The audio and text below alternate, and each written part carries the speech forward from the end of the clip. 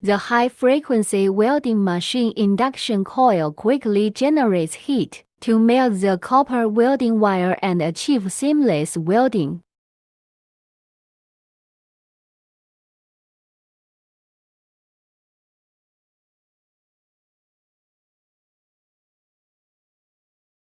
After welding is completed, the diamond core drill bit automatically unloads.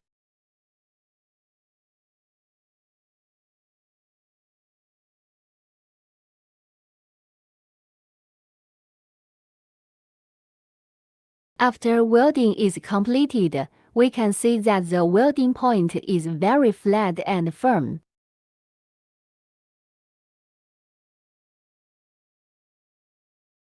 Demonstration of welding of large diameter diamond core drill bit.